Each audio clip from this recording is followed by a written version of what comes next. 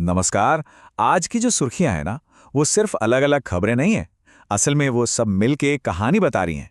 तो चलिए आज इन्हीं सुर्खियों के धागों को जोड़ते हैं और देखते हैं कि हमारे देश की आज की तस्वीर आखिर कैसी दिख रही है।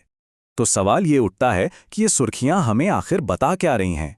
क्या चारों तरफ सिर्फ मुश्किलें ही मुश्किलें हैं या कहीं से उम्मीद की कोई किरण भी नजर आ रही है? आज हम इन्हीं दोनों पहलुओं को समझने की कोशिश करेंगे। तो चलिए सबसे पहले बात करते हैं उस चीज की जो इस वक्त हम सबको सीधे सीधे असर कर रही है, और वो है मौसम। खासकर उत्तर भारत जो इस समय मौसम के एक बड़े चैलेंज का सामना कर रहा है। हेडलाइंस बिल्कुल क्लियर है। पूरा उत्तर भारत कड़ाके की ठंड और घने कोहरे की चपेट में है। लेकिन यह बात सिर्फ ठंडी हवाओं और गिरे हुए टेम्परेचर की नहीं है। इसका असर बहुत गहरा है हमारी रोज की जिंदगी पर। जरा सोच कर देखिए, सड़कों पर इतना घना कोहरा कि कुछ मीटर आगे देखना भी मुश्किल हो जाए। यही हो रहा है। सफर करना खतरनाक बन गया है। कितनी ही ट्रेनें और फ्लाइट्स या तो लेट है या फिर कैंसिल हो चुकी हैं, और इसका नतीजा हजारों लोग कहीं ना कहीं फंसे हुए हैं। यह सिर्फ एक परेशानी की बात नहीं है, ये हमारी इकोनॉमी की रफ्तार को भी धीमा करती है और लोगों की सेफ्टी पर भी सवाल उठाती है। और यही वजह है कि प्रशासन बार बार कह रहा है कि भाई थोड़ा संभल कर, थोड़ी सावधानी बरतें।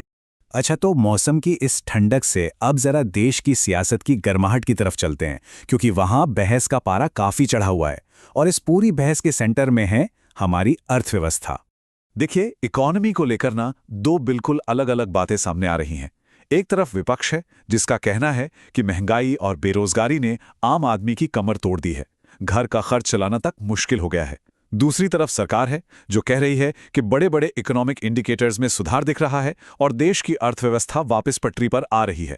अब असली सवाल तो यही है कि जमीन पर सच्चाई इन दोनों में से किसके ज्यादा पास है। और ये बहस सिर्फ पॉलिटिकल नहीं है, ये हमारे देश के आने वाले कल की दिशा तय करेगी। चलिए अब थोड़ा जूम आउट करते हैं, देश की सीमाओं से बाहर निकलकर देखते हैं कि दुनिया में क्या हो रहा है, क्योंकि इंटरनेशनल लेवल पर भी माहौल थोड़ा टेंशन वाला है और सिक्योरिटी एक बड़ा मुद्दा बनी हुई है। तो इस ग्लोबल टेंशन से निपटने का तरीका क्या है? इसे हम 3 स्टेप्स में समझ सकते हैं। पहला कदम है तनाव को मानना, मतलब ये एक्सेप्ट करना कि हाँ प्रॉब्लम तो है। इसके बाद आता है संवाद यानी डायलॉग, जहां अलग अलग देश बातचीत के लिए एक टेबल पर आते हैं। और फिर तीसरा और सबसे जरूरी कदम है प्रयास, मतलब डिप्लोमेसी के जरिए लगातार हल ढूंढने की कोशिश करते रहना। अच्छा, बहुत हो गई चुनौतियों की बातें। अब जरा कुछ अच्छी खबरों पर भी नजर डालते हैं, क्योंकि कहते हैं ना, हर सिक्के का एक दूसरा पहलू भी होता है और देश में कई जगहों से उम्मीद की नई किरणें भी दिख रही हैं। और ये उम्मीद की किरण आ कहां से रही है? सबसे पहले हमारे खेल के मैदानों से।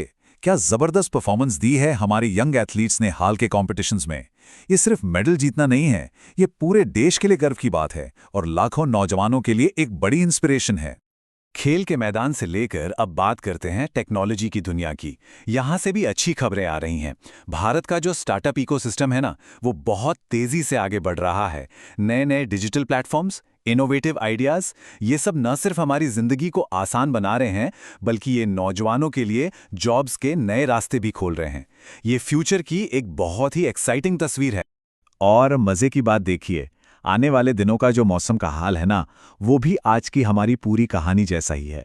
मतलब कुछ हिस्सों में राहत की बारिश की उम्मीद है, तो वहीं कुछ हिस्सों में ठंड का कहर अभी जारी रहेगा, बिल्कुल आज की हेडलाइंस की तरह। कहीं थोड़ी राहत तो कहीं थोड़ी चुनौती। तो इन सब बातों के बाद हम आज कहाँ खड़े हैं? एक तरफ मौसम, पॉलिटिक्स और ग्लोबल टेंशन जैसी चुनौतियां हैं, तो दूसरी तरफ स्पोर्ट्स और टेक्नोलॉजी से पैदा होती नई उम्मीदें हैं। इन दोनों के बीच हमारा देश अपना अगला कदम कहां रखेगा? ये एक बहुत बड़ा सवाल है, एक ऐसा सवाल जिस पर हम सबको सोचना चाहिए।